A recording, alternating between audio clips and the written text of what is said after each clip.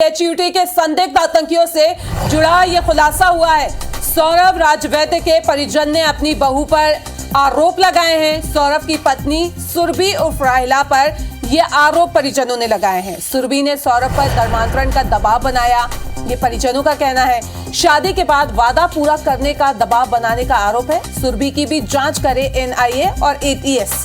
सौरभ के परिजन के हाथ लगी बहू सुरभि की डायरी और डायरी में बदला लेने जैसी बातें लिखी होने की जानकारी भी सामने आ रही है। सौरभ के धर्मांतरण से पहले सुरभि लाती थी तावीज। प्रोफेसर कमाल के संपर्क में थी सुरभि। सौरभ के परिजनों का यह भी कहना है। तो ये बड़ी खबर भोपाल से आपको बता रहे हैं।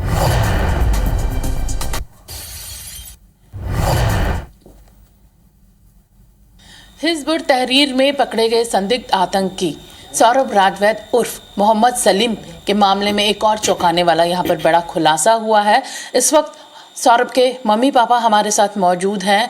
अभी तक ये कहा जा रहा था कि डॉक्टर कमाल ने सौरभ राजवैद्य को मोहम्मद सलीम बनाया और उसे इस्लाम कबूल करने का दबाव बनाया, जिसके बाद वो मुस्लिम बना। लेकिन अब यहाँ पर शक की सुई सौरभ राजवैद्य यानी मोहम्मद सलीम की पत्नी सुरभि अग्रवाल उर्फ राहिला की तरफ घूमती नजर आ रही है। ये सुई आखिर क्यों घूमती नजर आ रही है, सौरभ के पिता से ही जानेंगे। क्या है कि आपको ऐसा लग रहा है कि सुरभि कहीं टूल बनी है? मुझे इस विषय में नहीं मालूम कि वो कहाँ क्या करती थी, पहले से उनकी लड़ाई हुई है नहीं हुई, लेकिन मुझे ये अच्छी तरह मालूम है कि कमाल जो है पूरी तरह से टीआईटी कॉलेज आने के बाद में सौरभ को प्रभावित करने लगा रहा और साथ में नमाज भी पढ़ता था और वीडियो काउंसलिंग भी करता था। सुरभि चतुर अधिक थी सौरभ से। सौरभ सीधे थे। कई बार ऐसा लगता था कि सुरभि उन पर निगरानी रखती है, हमारे साथ छोड़ती नहीं थी, कहीं जाए तो जल्दी बुला लेती थी। सौरभ की अपेक्षा चूँकि ये माँ बन गई थी इसलिए इस पर बहुत ध्यान दिया गया, परंतु इसने समय पर हमें साथ नहीं दिया। समय पर ये सपोर्ट करती तो सौरभ आज वहाँ नहीं होता, क्योंकि जिस तरह तनु की बीवी ने सपोर्ट किया तो तनु उनमें नहीं गया। माता जी मौजूद हैं सौरभ के इस वक्त, हम उनसे बात करेंगे।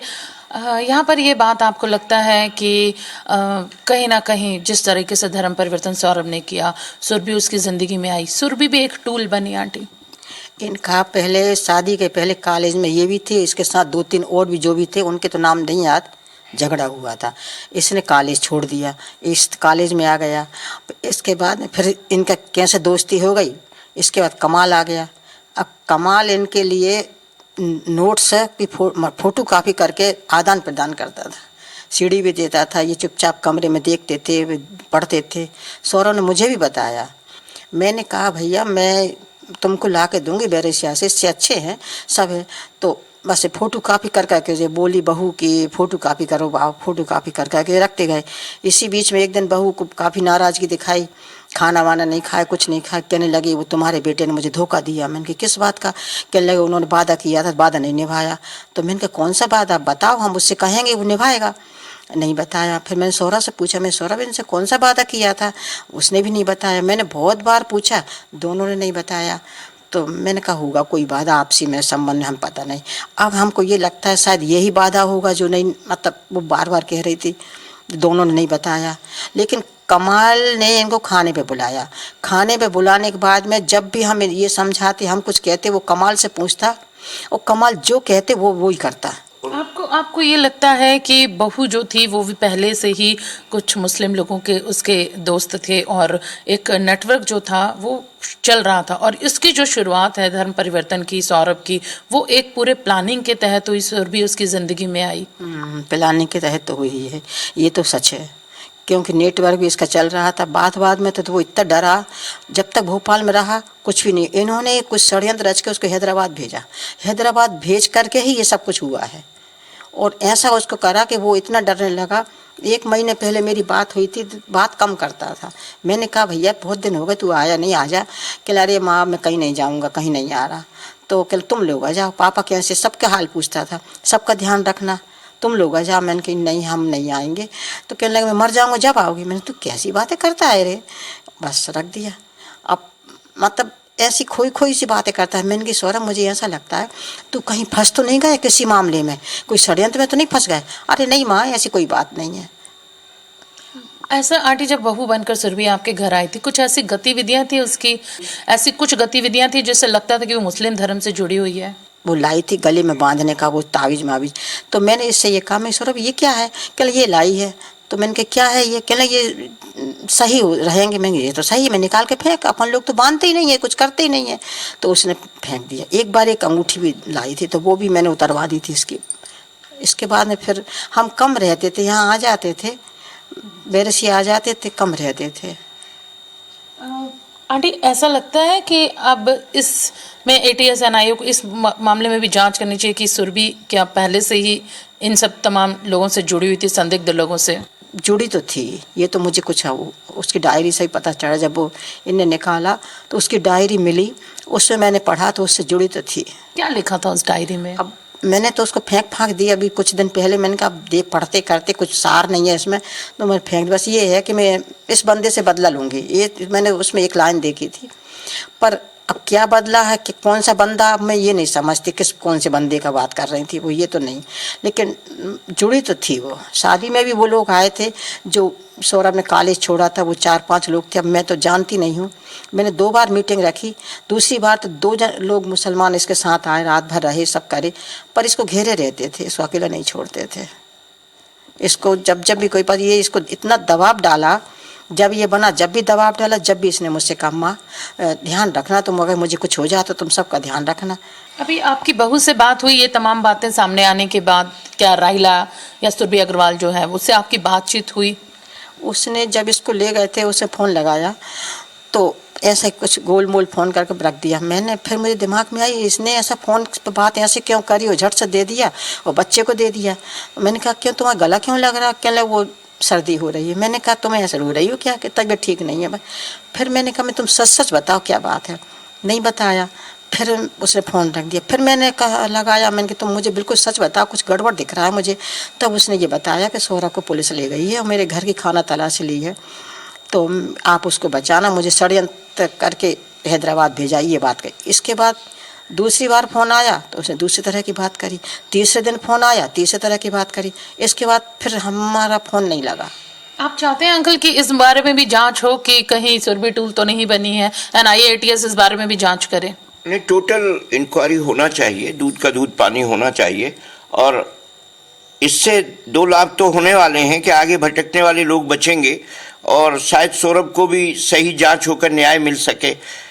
कितना दोषी है ये मैं कुछ नहीं कह सकता, लेकिन सुरभि हो चाहे कमाल हो या एक दूसरे से अटैच तो लगती है मुझे।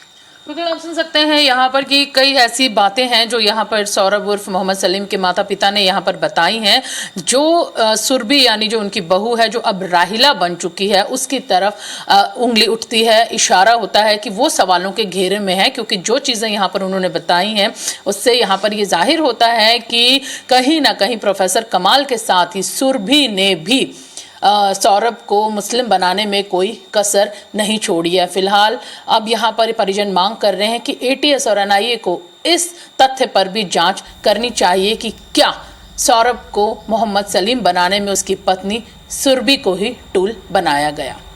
कैमरामैन अभिषेक के साथ IBC 24 भोपाल के लिए हरप्रीत कौर रेन। तो ज्यादा बातचीत के लिए परिजनों ने जो ये आरोप लगाए हैं, राहिला जो कि सुरभि हमारे साथ जुड़ चुकी है, उन्हीं से बात कर लेते हैं। राहिला, आपसे यही जानना चाहेंगे, शायद आपने सुना भी होगा कि जो आपके इन-लॉज हैं उन्होंने क्या कुछ कहा है। उनका सीधे सीधे यही कहना है कि एक प्लानिंग के तहत जो है वो धर्मांतरण यहाँ पे कराया गया है, सौरभ को सलीम बनाया गया है। जी मैंने सब सुना और मैं तो यही कहूंगी कि अल्लाह इन पे रहम करे और अल्लाह ताला ही इनको हिदायत दे कि ये पहले कमाल सर के ऊपर इल्जाम लगाते रहे और अब इन्होंने मेरे ऊपर अपना पूरा बेड़ा डाल दिया। और इसका जवाब सबसे अच्छा जो दे सकता है वो खुद सौरभ दे सकते हैं। तो मैं तो यही कहूंगी कि NIA और ATS की टीम जो है वो खुद सौरभ से पूछे और सौरभ इसका जवाब देंगे। और आपको मैं एक चीज बता दूं कि ये जिस तरह से मेरी सास मेरी यूज कर रही है, तो मैं आपको बताऊं कि मैंने इनको पहले नहीं बताया था। मुझे खौफ हो कि मेरी माँ है, इनको जब पता चलेगा तो ये घबरा जाएंगे, ये सोच के मैं नहीं बता पाई। मैं रो रही थी, बहुत रो रही, परेशान हुई। फिर दूसरी बार मेरे को मैंने लगा कि नहीं, इन्हें मुझे बताना चाहिए, तो मैंने इन्हें फोन करके बताया कि मम्मी जी ऐसा ऐसा हो गया, और मैं खूब रोई। उसके बाद इन्होंने मेरा फोन ब्लॉक कर दिया, इन्होंने मेरा नंबर ब्लॉक कर दिया, मेरा फोन नहीं उठाया। और अभी भी मैं इनको पिछले 3-4 दिन कंटिन्यू मैंने फोन लगाया, इन्होंने मेरे फोन नहीं रिसीव करे। ये लोग जितना जुल्म हम पे कर सकते हैं करने दीजिए। मैं एक ही चीज जानती हूँ, अल्लाह की लाठी में देर है अंधेर नहीं। लेकिन राहिला, यहाँ पे आपकी जो सास थी उनका ये कहना है कि उन्होंने आपको फोन लगाया और उन्होंने ये पूछा कि वजह क्या है। कॉल डिटेल चेक करिए आप, कॉल डिटेल। इनके पास जब न्यूज चैनल वाले आए और इन्होंने न्यूज चैनल के लिए कुछ तो भी बातें बोली, कुछ तो भी सौरभ के बारे में एलिगेशन लगाने लगी, तब फिर उसके बाद ये चाहती थी कि मैं न्यूज चैनल के सामने बोलूं। इनको इनके बच्चे की नहीं पड़ी हुई है, और भी अगर मैं खोल खोल के चीजें बयान करूं तो मेरी जान उखाड़ना कहलाएगा। मैं अपने ही परिवार के लोगों को उखाड़ के बताऊंगी इन लोगों ने क्या किया, और आज भी ये लोग उसमें लगे हुए हैं। इन्हें शर्म नहीं आ रही, इन्हें शर्म नहीं आ रही। इन्हें ये नहीं लग रहा कि इनका बेटा किस हाल में होगा, उसके लिए ये मेहनत कर रहे हैं। उसकी बहू को फंसा दो, उसकी बीवी को फंसा दो, उसके दोस्त को फंसा दो, ये हरकतें कर रहे हो। 21 मिट्टी के बने हुए लोग हो तुम लोग। और वाकई में अल्लाह की मैं बताती हूँ, नहीं बोलना, मेरा पता है, दिल चाह रहा है कि मैं इनकी चीज उभार के बताऊं। मैं बताऊं क्या सच है। और अगर आप ज्यादा सच जानना चाहते हैं तो हमारे रिश्तेदारों से पूछिए, लोग जानते हैं कि फिर भी क्या थी, मानसी कौन थी। राहिला, यहाँ पर एक डायरी की भी बात हो रही है, जिस डायरी में ये आपकी वो डायरी बताई जा रही है जिसमें लिखा है षड्यंत्र की बात कही जा रही है।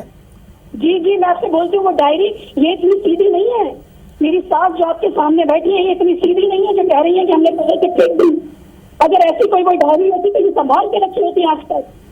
और वो डायरी में ऐसा कुछ नहीं लिखा होता था। मैं पूरी अपनी दिन भर की दिनचर्या लिखती थी, और जबकि मैं इस बात की गवाही दे रही हूँ कि मैं तो एक हिंदू धर्म से आई थी, मैंने जैन से शादी की थी, और जैन से शादी करने के बाद मेरी जो जिंदगी की तब्दीलियां थी, वो तब्दीलियां भी मैं उस डायरी में लिखा करती थी।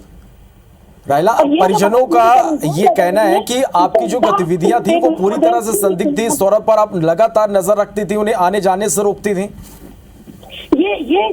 ये बात कह रही है मैं सौरभ पे नजर रखती थी, इसका खुलासा भी सौरभ कर सकते हैं। जो बात मैं बोल रही हूँ ना, इन्होंने जितने भी इल्जाम मुझ पे लगाए हैं, आपकी एनआईए और एटीएस की टीम अगर इतना खुलासा कर रही है तो ये भी खुलासा करिए कि सौरभ तुम्हारा और तुम्हारी वाइफ का रिश्ता कैसा था। तुम्हारी वाइफ तुम पे कितनी नजरें रखती थी, तुम्हें क्या आने जाने नहीं देती थी। ये मैं ही उनकी वाइफ हूँ जो उनसे कहती थी कि सौरभ नहीं, आपके वालिदैन है, आपके माँ बाप है, आप जाइए उनके घर, सौरभ जाइए, मत करिए ऐसा। लेकिन राहिला, यहाँ पे सौरभ के फैमिली वाले जो हैं, परिवार वाले जो हैं, उनका ये भी कहना है कि जैसे डॉक्टर कमाल भी इसमें आ रहे हैं जो कि प्रोफेसर हैं, जब वो घर पे आते थे तो वो जिस तरीके से बोलते थे सौरभ उसी तरीके से खाना खाना या उनकी बात पे पूरा चलना उसी तरीके से करते थे। बिल्कुल भी नहीं, बिल्कुल भी नहीं। ये भी एक बहुत बड़ा झूठ है। कमाल सर तो हम लोगों ने एक बार खाने पे बुलाया है, और वो भी एक स्टाफ मेंबर की तरह लोग होते हैं वैसे खाने पे वो आए हैं। इसके अलावा कभी ऐसा नहीं रहा कि कमाल सर ने ऐसा किसी का, कोई छोटा बच्चा है सौरभ, आप खुद बताइए ना, कोई दूध पीता बच्चा है, उसको ऐसा कहेंगे और वो मान जाएगा, ये कहेंगे वो मान जाएगा। ये क्या बातें कर रहे हैं और क्यों कर रहे हो आप लोग ऐसी बातें। राहिला, एक आरोप ये भी कि कुछ संदिग्ध लोगों के आप संपर्क में थी, लगातार उनसे आपकी बात होती थी, ये भी एक आरोप। मैं बोल रही हूँ ना, एनआईए एटीएस जांच कर रही है ना, करवा लीजिए, ये जांच भी करवा लीजिए कि मैं किन संदिग्ध लोगों की उसमें थी, और ये भी निकल आएगा। मेरे ससुर ने भी आपको इजाजत दे दी ना, सास ने इजाजत दे दी, आप लोग करवा लीजिए जांच। अल्लाह का शुक्र है, मुझे इस बात से कोई फर्क नहीं पड़ेगा। और आप जितनी जांचें करवाना चाहते हैं, मैं तो आज बोलती हूँ, मेरा सौरभ भी निर्दोष है। मेरे सौरभ पे भी सिर्फ इल्जाम लगा इसीलिए क्योंकि इस्लाम कबूल किया। आप लोगों की पूरी बनी हुई चीज है कि इस्लाम के दुश्मन है। आप जो इस्लाम कबूल करेगा उसके ऊपर हम एलिगेशन लगाएंगे। अगर किसी मुसलमान ने हिंदू धर्म अपना लिया होता तो उसको फूल मालाएं पहनाई जाती, उसको बड़ी बड़ी गद्दियों पे बिठाया जाता। आज एक हिंदू मुसलमान हो जाए तो उसके ऊपर एलिगेशन लगा दो, उसको आतंकवादी साबित कर। अरे अल्लाह के वास्ते मेरी सास ससुर को मैं रिक्वेस्ट करती हूँ, अल्लाह का वास्ता आपको डरो, इन बददुआओं से डरो। जो बददुआएं ये छोटे छोटे बच्चे आपको दे रहे हैं, वो भी यकीन नहीं कर पा रहे कि हमारे दादा दादी ऐसा कहते हैं। मम्मी, हमारे दादा ने ऐसा कहा पापा के बारे में, हमारी दादी ऐसा कह रही है पापा के बारे। अब अपनी माँ के बारे में सुनेंगे तो सोचिए क्या बीतेगी उन पे। राहिला, सौरभ ने धर्म परिवर्तन आखिर क्यों की, इस बारे में आप क्या बता पाएंगे। देखिए, ये इंसान तो उसके रब से मामला होता है, उनकी जो दिल लगा, अल्लाह की उनका दिल लगा, उनका उससे कनेक्शन बैठा, उन्होंने उस चीज को एक्सेप्ट कर लिया। और अगर इतनी बड़ी बात थी, इतनी चीजें थी, तो जब डॉक्यूमेंट वगैरह बनवाए गए उस समय क्यों नहीं ये बात खड़ी करी कि नहीं हम आपके डॉक्यूमेंट नहीं बनाएंगे, आप धन कबूल नहीं कर सकते? क्यों नहीं बोला उस समय? क्यों हम लोगों के डॉक्यूमेंट बना दिए गए उस समय? क्यों सारी चीजें लाइट में नहीं करी?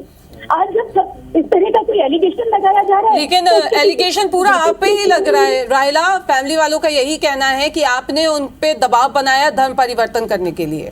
मैं वही तो बोल रही हूँ ना, ये इनका वो एलिगेशन है जिसका जवाब सौरभ के अलावा कोई नहीं दे सकता। इसका सही जवाब और सही आंसर सौरभ दे सकते हैं। मैं अगर बोलूंगी भी कि नहीं ये मेरे ऊपर झूठा आरोप लगाया जा रहा है, एलिगेशन लगाया जा रहा है, तो मेरी बात पर यकीन किया जाएगा? आप सौरभ से पूछिए। जिस दिन सौरभ ये बात बोल देंगे उस दिन मैं बोलती हूँ ठीक है, सही कहा आपने। सौरभ के परिजनों का ये भी कहना है कि आप ला के उनको तावीजें दिया करती थी। तावीज सौरभ शादी से पहले पहना करते थे, इस्लाम लाने के बाद इन्होंने तावीज काटा। ये भी मैं आपको बता दूं, वो तावीज मेरे पास आज तक रखा हुआ है, जिसको उन्होंने कहा था चांदी का है तो उसको अपन सेल आउट कर देंगे, बाकी फेंक दो उसको पूरे को उठा के। वो तावीज की कहानी मुझे ही नहीं पता, इन्होंने किसी जानिया वानिया से लेकर आई थी और इन्होंने सौरभ को पहनाया था। ये डाउट करती थी, हर चीज में डाउट करती थी कि मैं इनके बच्चे को क्या खिला रही हूँ, क्या पिला। अजीबोगरीब इनका नेचर था और इन्होंने इतनी लड़ाइयां हम लोगों के बीच में लगवाने की कोशिश की है मियाँ बीवी के, जिसकी कोई हद नहीं है। अब मैं धीरे धीरे अगर बोलना चालू करूंगी मैं बहुत कुछ बोल दूंगी, मुझे माफ करिएगा। मैं नहीं कुछ बोलना चाहती, मेरा सौरभ परेशान है, मैं यहाँ परेशान हूँ। हमारी परेशानी सॉल्व हो जाएगी, अल्लाह हमारा साथ देगा, इंशाल्लाह देगा। देखना यहाँ नहीं तो इंशाल्लाह मेरी जिंदगी में जो आना था मुझे मेरे बच्चों को देखने दीजिए। जो तकलीफें आनी थी वो तकलीफें दे दी, अल्लाह के वास्ते अब चुप हो जाइए। मेरे सास ससुर से मैं यही इंतजार करती हूँ, मैं एक बीमार औरत हूँ, अल्लाह के वास्ते चुप हो जाइए, चुप हो जाइए, मत लगाइए झूठे आरोप, मत लगाइए, हम लोग परेशान है। रायला, ये जो आरोप लगे हैं उसके बाद आपने क्या कोशिश की कि सौरभ के परिवार से एक बार आप बात कर पाए? मेरा फोन ही नहीं उठाती है। मेरे पास पैसा नहीं था, मैंने बोला इनको मुझे मेरे पापा ने जो मेरे ज्वेलरी मेरी शादी में दी है वो इनके पास रखी है। मैंने फोन लगाया, बहुत फोन लगाया, इन्होंने उठाया नहीं। मैंने फिर किसी और के जरिए इन तक मैसेज पहुंचाया कि मेरी ज्वेलरी जो मेरे खुद के पापा ने जो ज्वेलरी मुझे दी है वो मुझे वापस कर दो, मैं उसको बेचकर सौरभ का केस लड़ सकती हूँ, मैं कोई वकील कर लूंगी। इन्होंने साफ मना कर दिया, इन्होंने साफ मना कर दिया। इन्होंने कहा मैं बच्चों के भविष्य की चिंता है। अरे खुद की औलाद के भविष्य की चिंता नहीं, उसके बच्चों के भविष्य की चिंता करोगे तुम लोग? इतनी झूठ किसके लिए लेके जाओगे? रब के पास लौट के जाना है पापा जी, डरो उस रब से। आपने हमारी तकलीफों में हमारी तकलीफों को सिर्फ बढ़ाया है, कभी कम नहीं किया, और आज भी बढ़ा रहे हो, आज भी बढ़ा रहे हो इन तकलीफों को। रायला, यहाँ पे सौरभ की जो माता जी हैं उनका ये भी कहना है कि एनआईए और एटीएस जो सौरभ पे जांच कर रहे हैं, आपकी भी जांच होनी चाहिए उसके थ्रू। बिल्कुल बिल्कुल सिस्टर, मैं तो आज भी बोलती हूँ बिल्कुल करें। मेरी हर चीज ओपन है, मेरा घर ओपन है, जिस चीज की जांच करनी है जांच करिए, मुझे कोई परेशानी नहीं। जांच होनी, अगर वो ये चीज सोच रही है कि उनको इस चीज से उनको सेटिस्फेक्शन मिल जाएगा, उनको संतुष्टि मिल जाएगी, तो वो ये भी करवा लें जैसा उन्होंने सौरभ के लिए करा, मेरे लिए भी करवा लें, मुझे नहीं फर्क पड़ेगा। तो जो चाहती है वो करवा लें, मैं हर चीज के लिए तैयार हूँ। उनको लगता है ऐसा है, ठीक है, उनको लगता है कि मुझे भी जेल भेज के आराम मिल जाएगा, उनकी आत्मा को शांति मिल जाएगी, मुझे भी जेल भेज दो मेरे बच्चों को भी, हम सब रह लेंगे, हम सब इकट्ठे उस जेल के कमरे में भी रह लेंगे, हम लोग तो साथ में भेज दो कम से कम, मुझे मेरे सौरभ के पास भेज दो कम से कम। रायला, जो भी आरोप यहाँ पर लग रहे हैं वो बड़े आरोप हैं, गंभीर आरोप हैं, ऐसे में जो कुछ भी कार्रवाई इस दौरान हो रही है इस पर आप क्या कहेंगे? क्या बोलूं, आप बताइए, आप मुझे वर्ड दीजिए, मैं वो बोल दूंगी। आप क्या चाहती हैं? आप अपनी बात रखें ना, हमारा काम आपकी बात पहुंचाना है। मेरी बात आप बस यही थी जो मैंने आपके सामने रख दी। प्रशासन तक आप क्या चाहती हैं, किस तरीके से जांच हो, किस तरीके से आप अपनी बात रखेंगी कि ये जो आरोप आप पे लगाए जा रहे हैं आप उसको गलत साबित कर सकें? सिस्टर, बस डरती हूँ मैं इस चीज से कि आज एक नया आरोप आ जाएगा, कल दूसरा नया आरोप आ जाएगा। मुझे नहीं पता कितने आरोपों में उन्होंने मेरे सौरभ को अंदर कर रखा है, कितने आरोपों को वो और चीजें 15 दिन में कुछ नहीं साबित कर पाए, और कितनी सी टाइम ले लेके। मैं तो कल उम्मीद लगाए बैठी थी कि शायद मेरा सौरभ घर आ जाएगा।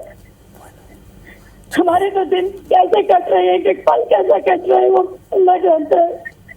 रायला, आगे किसी भी तरह की जांच की बात होती तो क्या आप पूरे जांच में सहयोग करेंगे? मेरी बिल्कुल सहयोग करूंगी। मैंने तो सौरभ के टाइम में हमने सहयोग किया था, आप पूछिए एटीएस की टीम से, आप बात करिए। हमने उनको भी बहुत सपोर्ट किया था, आपको जो जांचना है आप जांच लीजिए, आप जो देखना चाहते हैं। हमारी तरफ से कोई चीज छुपी हुई नहीं। अगर हमारे पास हमारा जहन खराब होता या कुछ होता हम ऐसे लिटरेचर घर में रहने ही क्यों देते बताइए। हमारे लिटरेचर घर में थे, वही इसी बात का सबूत देते हैं कि हम लोग इस बारे में अवेयर ही नहीं थे। हमें पता ही नहीं था कि ये लिटरेचर घर में नहीं रखे जाते या इस चीज से ऐसा हो जाता है। हम रिसर्च कर रहे थे, जान रहे थे और वो चीजें हमारे घर में होती थी। चलिए राहिला, हमसे बातचीत करने के लिए आपका बहुत बहुत शुक्रिया।